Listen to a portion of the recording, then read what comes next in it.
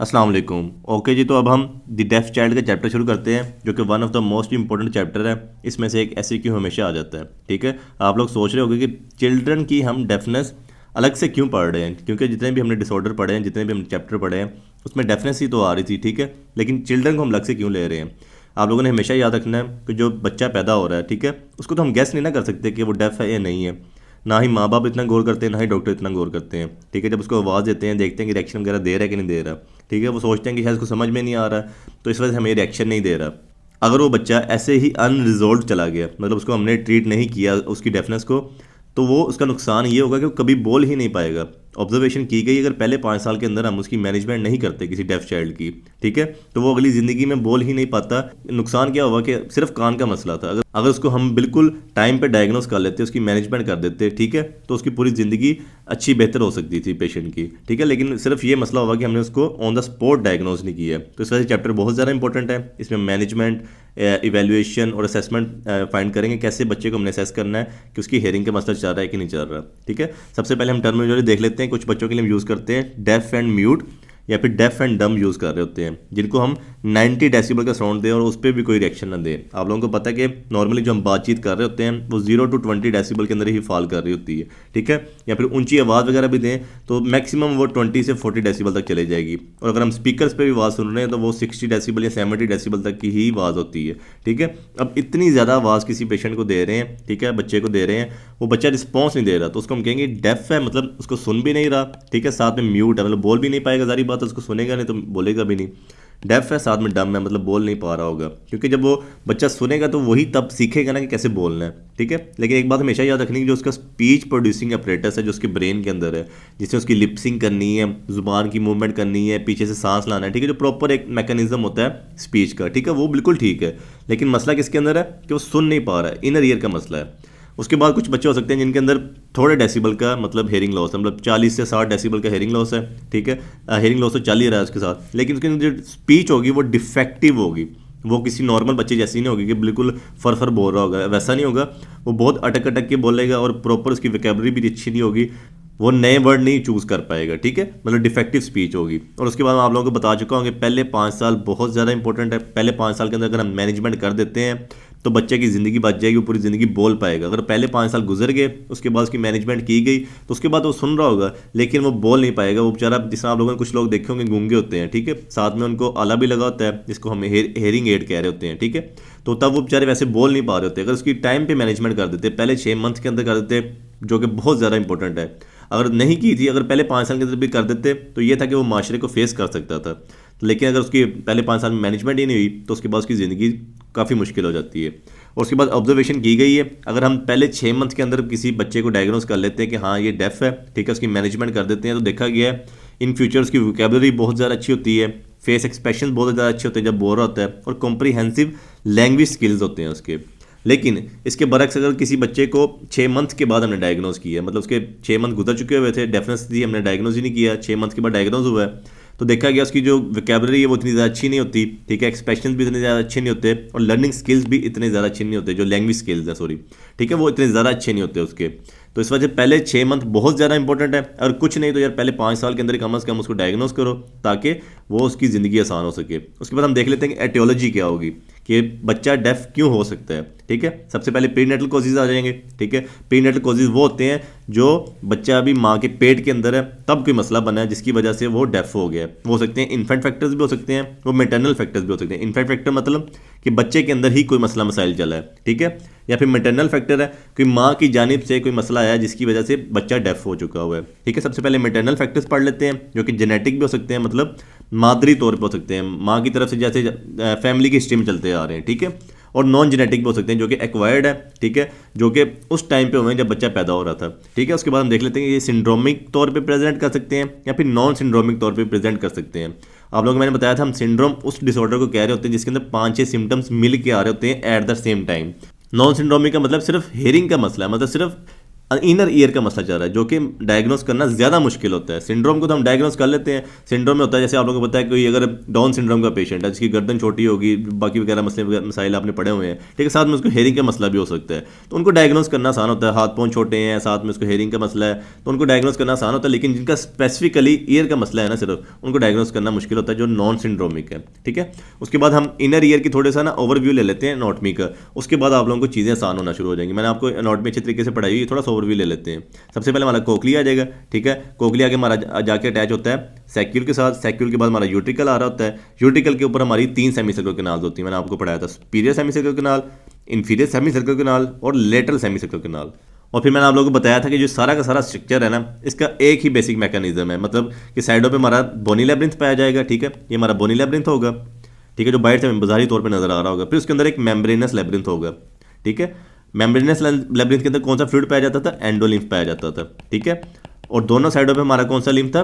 पेरीलिम्फ पाया जाता था, ठीक है। साइडों पे पेरीलिम्फ था, अंदर एंडोलिम्फ था। यही स्ट्रक्चर ओवरऑल, ये स्ट्रक्चर हमारा चल रहा होता है पूरे के पूरे इनर ईयर के अंदर। मैंने आपको अच्छी तरीके से पढ़ाया था। उसके बाद ना आप लोग कोकलिया के रिलेटेड थोड़ी सी एक बात याद रख लो, मैंने आपको तब भी पढ़ाया था कि जो कोकलिया सेंटर में जो उसका एपेक्स पाया जाता है, ठीक है, वहाँ से टर्न ले रहा होता है, इसके 2.5 टर्न होते हैं, 2 टर्न आ गए हैं, ठीक है। उसके बाद एक हाफ टर्न होगा, ये हमारा कोकलिया इस पे मुश्तमिल होता है। सेंटर में मैंने बताया था जो हमारा एपेक्स है, ठीक है, एपेक्स के ऊपर हमारे जो हेयर सेल्स पाए जाते हैं वो लो फ्रिक्वेंसीज को सुन रहे होते हैं। मैंने आपको तभी बताया था कि वो लो फ्रिक्वेंसीज को सुन रहे होंगे। जो हमारी बेजल पे पाए जाएंगे, बेजल जो हमारा कोकलिया ना, इसके ऊपर जो हेयर सेल्स पाए जाएंगे वो सुन रहे होंगे हाई फ्रिक्वेंसीज को, ठीक है। आगे जाके आपको ये बताऊंगा कि इसका यूज़ क्या है। बस आप इस टाइम ये याद रख लो कि जो अंदर एपेक्स है, ठीक है, एपेक्स के ऊपर जो हेयर सेल्स पाए जा रहे हैं, जो अंदर वाले कोकलिया पे हेयर सेल्स पाए जा रहे हैं, वो लो फ्रिक्वेंसी को सुन रहे हैं। बाहर वाले जो बेस वाले हेयर सेल्स हैं वो सुन रहे हैं हाई फ्रिक्वेंसी को, ठीक है। उसके बाद जो इन्फेंट फैक्टर्स हम पढ़ रहे थे, ठीक है, इन्फेंट फैक्टर्स पे आ जाते हैं।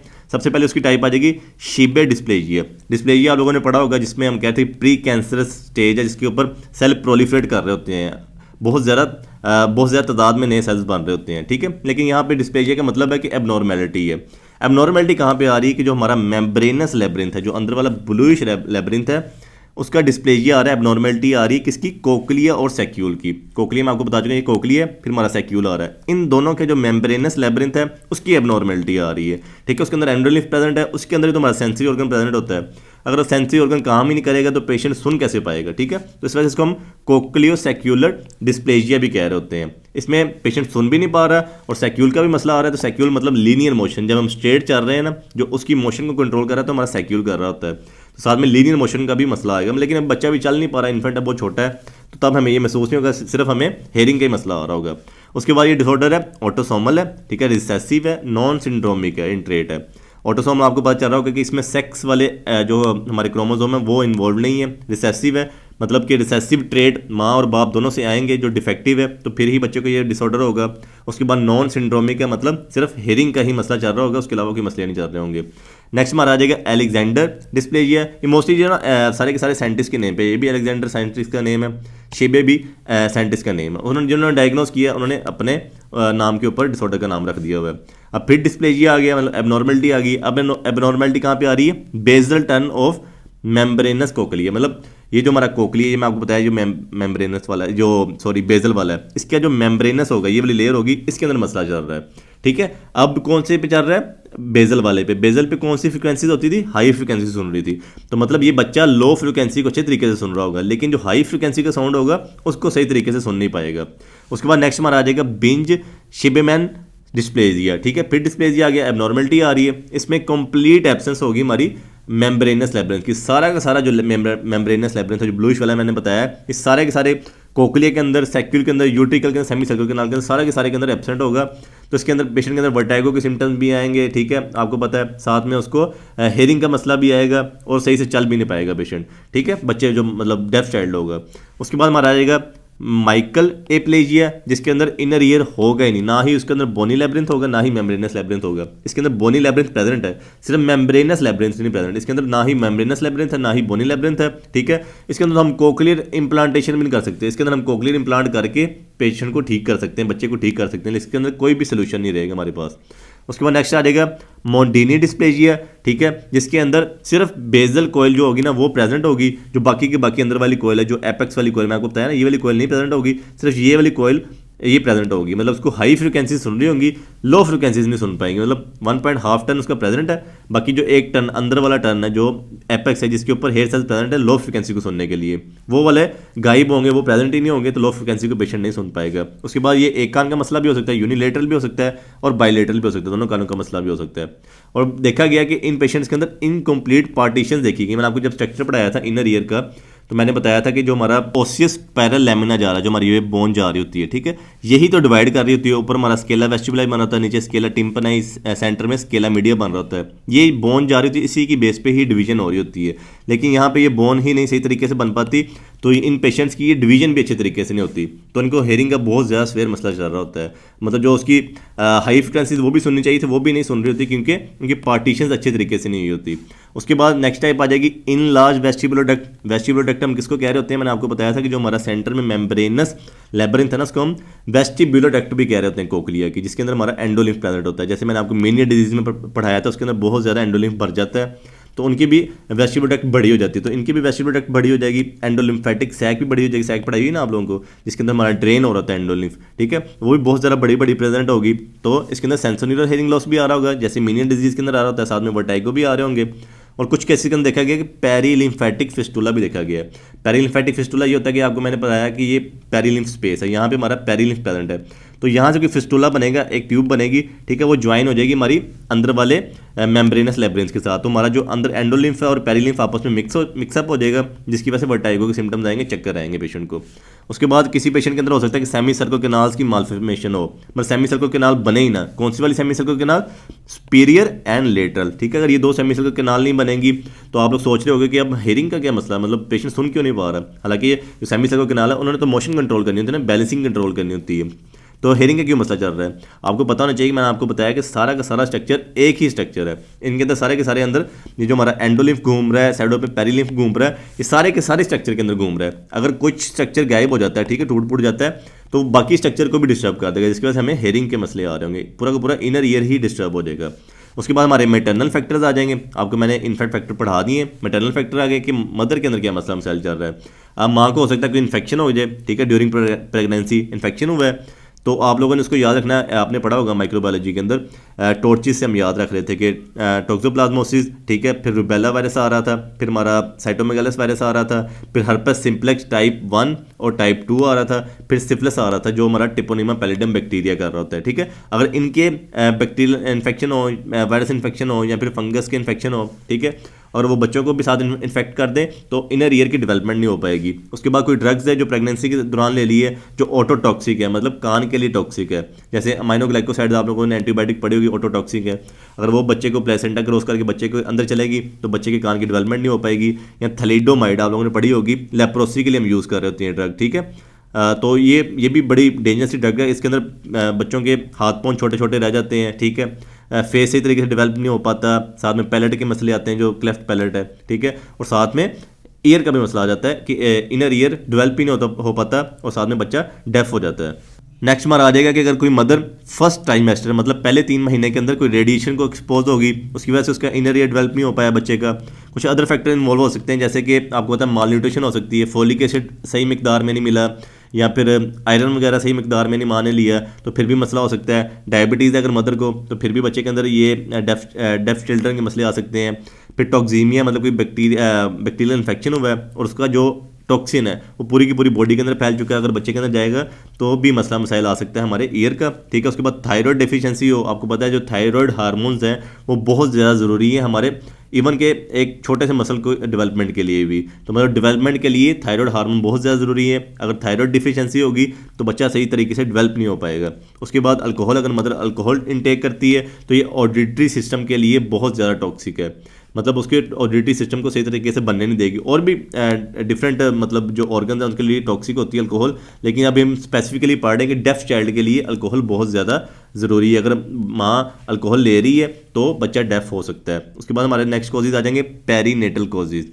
पेरीनेटल कॉजेज मतलब अब बच्चा पैदा जब हो रहा है, ठीक है, मदर के यूट्रस से निकाला जा रहा है, उस दौरान कोई अगर मसला मसाइल आ गया, या फिर जो 5 दिन होते हैं, आपको पता है ना पेरीनेटल केयर जिसको हम कह रहे थे PNC, ठीक है, जो मतलब 5-6 दिन जो हम केयर कर रहे होते हैं बच्चे की, तो उस दौरान अगर कोई मसला आ गया पैदा होने के बाद, ठीक है, उसको हम कहेंगे पेरीनेटल कॉजेज हैं, जिसमें सबसे पहले हमारा आ जाएगा एनोक्सिया, जिसको हम कह रहे होते हैं कि स्वेयर फॉर्म ऑफ हाइपोक्सिया, मतलब बहुत ज़्यादा अगर ऑक्सीजन की डिफिशियंसी हो जाएगी तो वो हो सकता है कि डैमेज कर दे कोक्लियर न्यूक्लियाई को, जो हमारा ब्रेन स्टेम के अंदर प्रेजेंट है, जहाँ पे हमारी जो वेस्टिबुलर कोक्लियर नर्व है ना, जैसे आपको पता 2 पार्ट है, तो वेस्टिबुलर पार्ट ने वेस्टिबुलर न्यूक्लियस के अंदर जाना है, कोक्लियर पार्ट ने कोक्लियर न्यूक्लियस के अंदर जाना है, ठीक है। वहाँ पे पहले इंटीग्रेट होना है, फिर वहाँ से हमारे ब्रेन में जाना है, ऑडिटरी सिस्टम के अंदर जाना है, जो ऑडिटरी मतलब जहाँ पे हमारी आवाज़ सुनाई दे रही है, जहाँ पे हमारी इंटीग्रेशन हो रही है ब्रेन के अंदर, ठीक है। अगर इस न्यूक्लियस को डैमेज कर दिया ड्यू टू एनोक्सिया, ऑक्सीजन वगैरह नहीं मिली, तो भी मसले मसाइल आ सकते हैं। फिर इस कंडीशन का होता है हेमरेज भी हो जाए, मतलब कान से खून आना शुरू हो जाएगा बच्चे के, तो ये भी हमें देखने को मिल सकता है। उसके बाद एनोक्सिया क्यों हो रहा है, मतलब जो ऑक्सीजन की डिफिशियंसी क्यों हो रही है, वो हो सकता है